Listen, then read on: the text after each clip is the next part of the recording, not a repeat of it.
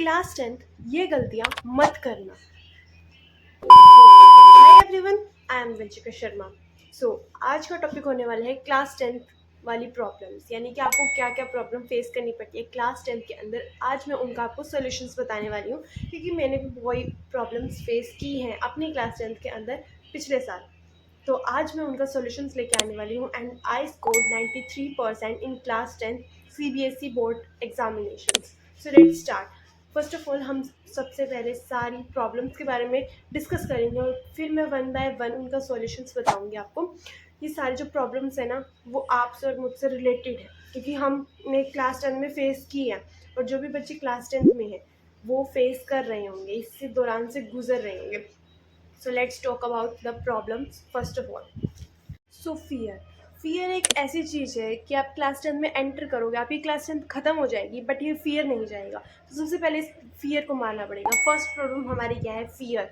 Second problem है हमारी expectations, parents की, टीचर्स की, ट्यूशन वाले भैया दीदी एक्सेट्रा जितने भी हैं उनकी सबकी एक्सपेक्टेशंस बढ़ जाती हैं कि क्लास 10 की बोर्ड की एग्जामिनेशन है तो तुम्हें अच्छा स्कोर करना पड़ेगा।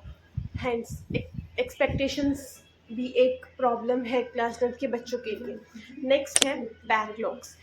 क्लास 10 में ना सभी टीचर्स बहुत तेज़ी से सिलेबस करवाने की सोचते हैं। क्यों? बार बार रिपीटेशंस में तुम्हें प्रैक्टिस करनी पड़ती है। सैम्पल पेपर्स खरीदोगे, उनको रिवाइज करना पड़ेगा, PYQs लगाने पड़ेंगे, बहुत कुछ करना पड़ेगा, तो तुम्हारे बैकलॉग्स ही ख़त्म नहीं होंगे। सबसे बड़ी प्रॉब्लम बैकलॉग्स है। देन सिलेबस जल्दी होता है, ये हमने डिस्कस कर लिया कि सिलेबस जल्दी ख़त्म करवाने की टीचर सोचते हैं, जिसमें कि बीच में कुछ कुछ पॉइंट्स रह जाते हैं, वही तुम्हारा बैकलॉग्स बन जाता है। कभी तुम क्लास में नहीं गए, वो तुम्हारा बैकलॉग बन गया। So backlog is the most relevant problem of all class 10 students.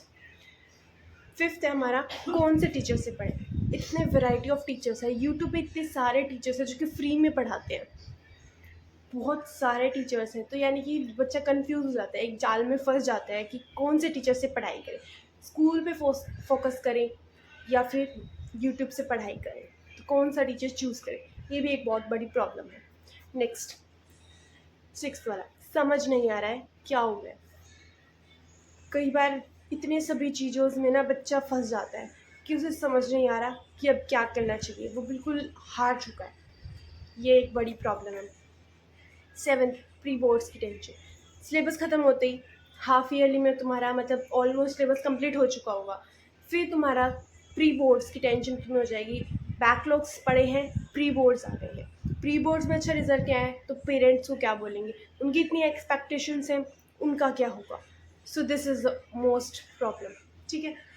Eighth वाला, मैथ्स को कैसे स्टडी या फिर और भी सब्जेक्ट्स हैं उनको कैसे स्टडी करें, ये एक प्रॉब्लम है, इसको हम डिस्कस करेंगे। देन नाइन्थ है बैच लें या ऑफलाइन पढ़ें। बैच यानी कि ऑनलाइन पढ़ें या ऑफलाइन पढ़ें।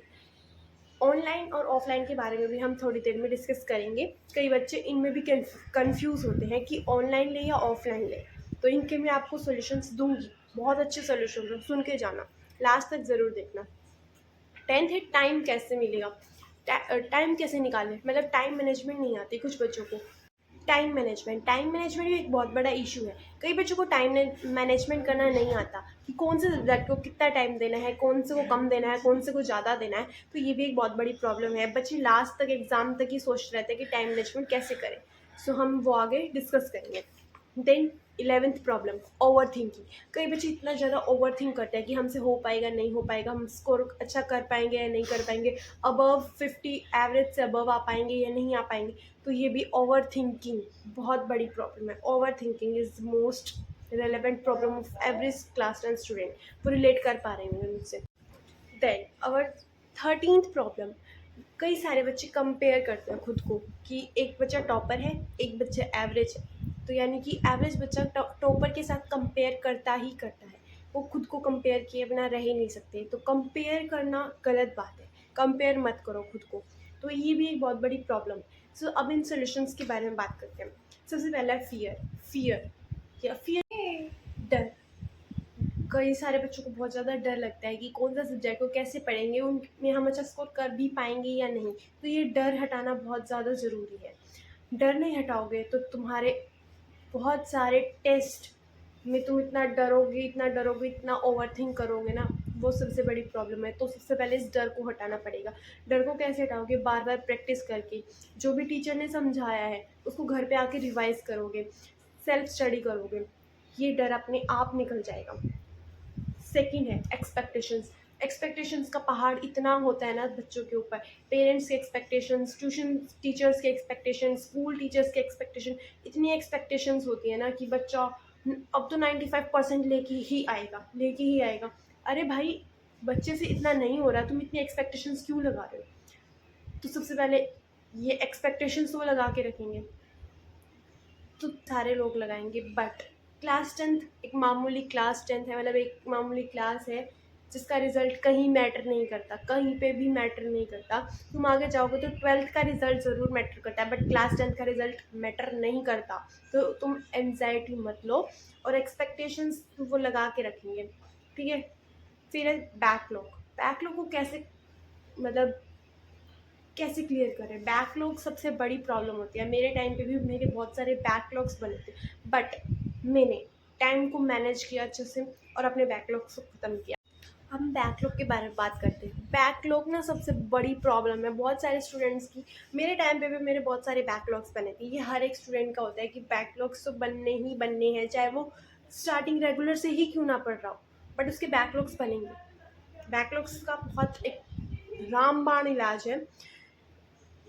छुट्टियों को बिल्कुल भी वेस्ट मत करो। स्कूल से आ रहे हो, अपना टाइम वेस्ट मत करो भाई। 1 साल है, पढ़ लो उसे, खेलो खेलो। आई अंडरस्टैंड कि लाइफ में फ़न होना बहुत ज़रूरी है, बट इतना फ़न ना हो कि ज़िंदगी का फ़न बन जाए।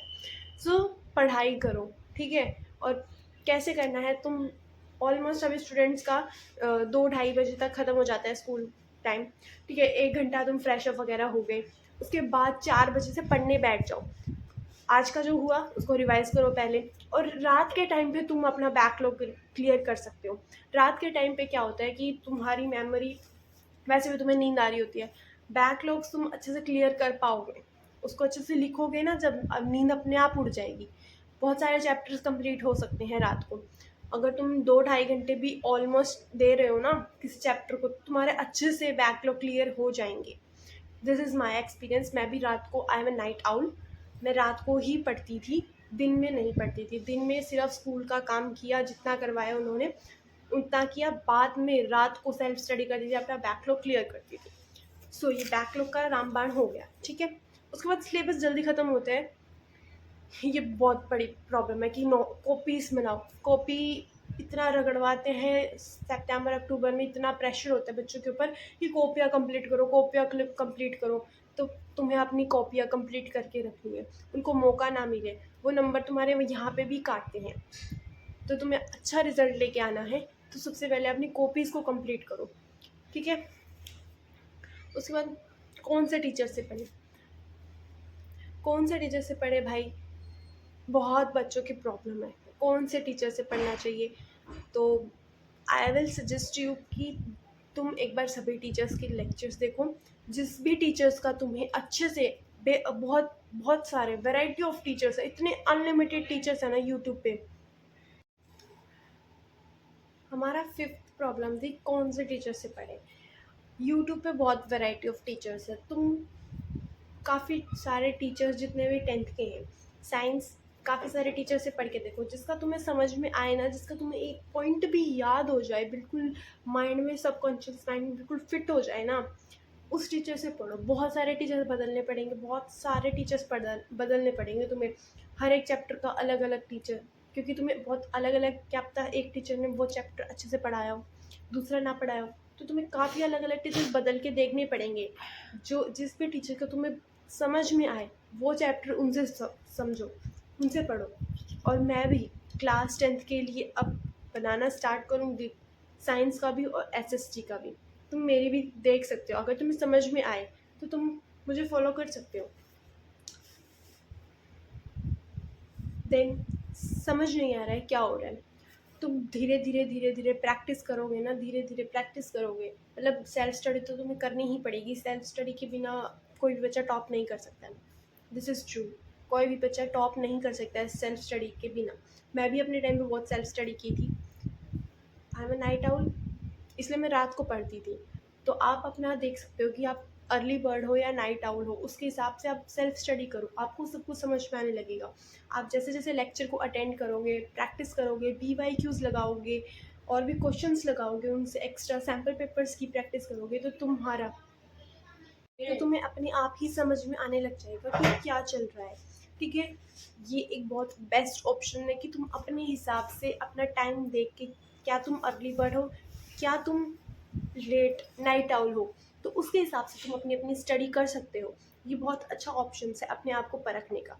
ठीक है, उसके बाद प्री बोर्ड्स की टेंशन। अगर तुम्हारा सिलेबस टाइम पे कंप्लीट हो गया ना, तुम्हारे बैकलॉग्स क्लियर हो गए, तो तुम्हें प्री बोर्ड्स की बिल्कुल भी टेंशन नहीं होगी, क्योंकि तुम्हारा सारा सिलेबस तो कंप्लीट हो चुका है। प्री बोर्ड्स में सारा सिलेबस ही तो आता है। तुम्हारा सारा सिलेबस कंप्लीट हो चुका है, तुम्हारे PYQs लग चुके हैं, तुम्हारी प्रैक्टिस हो चुकी है, इतने सारे रिविजन्स हो चुके हैं। किस बात का डर? किसी बात का डर नहीं। प्री बोर्ड्स के लिए भी हम अलग से सीरीज़ लेके आएंगे। मैं एक सीरीज़ लेके आऊँगी प्री बोर्ड्स के लिए, जहाँ पे मैं आपको पढ़ाऊँगी 2.5-3 घंटे में। जो चैप्टर्स तुम्हारा 6 घंटे का, उसको मैं 3 घंटे में कवर कराऊंगी। ऐसा नहीं है कि उसमें कोई कमी होगी कंटेंट में। सभी कंटेंट मतलब हम पूरा इन्फॉर्मेशंस लेंगे, पूरा कंटेंट अच्छे से देखना, उसमें कोई भी कमी नहीं होगी, उससे बाहर कुछ नहीं आएगा। ठीक है, आप उसे देख सकते हैं अगर आपको मेरे से समझ में आता है तो। अगर मैंने 11th का भी डाला हुआ है साइंस का चैप्टर, तो आप उससे को भी देख सकते हैं। अगर आपको समझ में आता है तो आपको 10th का ऑफकोर्स समझ में आ ही जाएगा। देन मैथ्स को कैसे स्टडी करें, या साइंस SST सब्जेक्ट हो। मैथ्स एक ऐसा सब्जेक्ट है जहाँ पे आपको इतना फार्मूलाज, रिविजन्स वगैरह बहुत कुछ करना पड़ेगा। प्रैक्टिस करके बिना पेन उठाए तो कुछ नहीं होगा। आपको पेन उठाना पड़ेगा, रफ नोटबुक लेके उसको बार बार प्रैक्टिस करनी पड़ेगी, तभी मैथ्स में आपके अच्छे नंबर आएंगे। एक बार कंसेप्ट हो गया, इसमें ऐसा नहीं है कि फॉर्मूला याद कर लिया भाई कोई भी सवाल हो जाएगा, ऐसा नहीं चलेगा। मैथ्स में बिल्कुल भी नहीं चलेगा कि फॉर्मूला रिवाइज हुआ सब सारे सवाल बन गए, ऐसा नहीं होता बिल्कुल भी। आपको हर एक क्वेश्चन को प्रैक्टिस करना पड़ेगा, एक नहीं, दो नहीं, 3 बार आपको प्रैक्टिस करना पड़ेगा। वैसे रिविजन्स मल्टीपल टाइम्स आप कर सकते हो, बट इतना टाइम नहीं होता किसी बच्चे के पास कि वो इतनी मल्टीपल बार रिविजन्स कर चुके। ठीक है, साइंस SST बहुत लेंथी सब्जेक्ट्स है। साइंस का मैं वन शॉट लेके आती हूँ, तो आप उसे देख सकते हैं। SST का मैं लेके आऊँगी, तो आप उसे भी देख सकते हैं। अगर आपको समझ में आए तो आप उससे फॉलो कर सकते हैं, वरना आप कोई और टीचर्स अपना देख सकते हैं। ठीक है, उसके बाद बैच लें या ऑनलाइन ऑफलाइन पढ़ें। देखो, यूट्यूब एक ऐसा ऐप है जहाँ आपको फ्री ऑफ रिसोर्सेज मिलता है, इतना रिसोर्स मिलता है ना जहाँ आपको कहीं नहीं मिलता। तो मेरी बेस्ट ऑप्शन यही है कि आप यूट्यूब से पढ़ो, बेवजह पैसा फूकने की कोई ज़रूरत नहीं है। मैंने खुद ऑफलाइन ली थी PW का, बट इतना कुछ खास नहीं था। मैं गई नहीं, क्योंकि टाइम मैनेजमेंट नहीं हो पाता था मेरा 10th में अच्छे से, इसलिए मैंने बैच ही छोड़ दिया। मैं बिल्कुल भी नहीं गई, 1 महीना गई थी, उसमें ही मेरा वर्स्ट एक्सपीरियंस था वो, बिल्कुल नहीं। तो पैसा फूकने से अच्छा है कि तुम फ्री ऑफ रिसोर्स पढ़ो। तुम्हारे पास वैरायटी ऑफ टीचर्स हैं। यूट्यूब एक ऐसा ऐप है जहाँ बच्चे इतना बढ़िया स्कोर करते हैं, वहाँ से पढ़ के इतना बढ़िया स्कोर किया जा सकता है, तो क्यों पैसा फूकना है? मत फूको, कोई बैच नहीं लो। ऑनलाइन ऑफलाइन में तो यही सलाह है, कोई भी बैच मत लो, यूट्यूब से पढ़ो, बेस्ट ऑप्शन। अपने टीचर्स के नोट्स फॉलो करो। अगर टीचर्स का समझ में नहीं आता है तो यूट्यूब पे एक टीचर को पकड़ो और उसका नोट्स आप रिवाइज करो, उसको फॉलो करो, जैसी वो गाइडलाइंस बताते हैं उसको फॉलो करो, उसके टिप्स को फॉलो करो। I surely can say that you definitely score 95%। Then time कैसे निकालें, टाइम मैनेजमेंट कैसे करें? वही बात है, मैंने बताया मेरी क्लास 10th में मैंने टाइम मैनेजमेंट बहुत बेकार था मेरा टाइम मैनेजमेंट, इसलिए मैंने PW का बैच भी छोड़ा। टाइम बिल्कुल भी नहीं बचता था। सुबह स्कूल में गए, फिर स्कूल से आए, फिर उसके बाद भी घर का बहुत सारा काम हो जाता था। देन मैंने बताया कि मैं नाइट आउल हूँ, यही रीज़न है कि मैं नाइट आउल हूँ, क्योंकि टाइम नहीं बचता।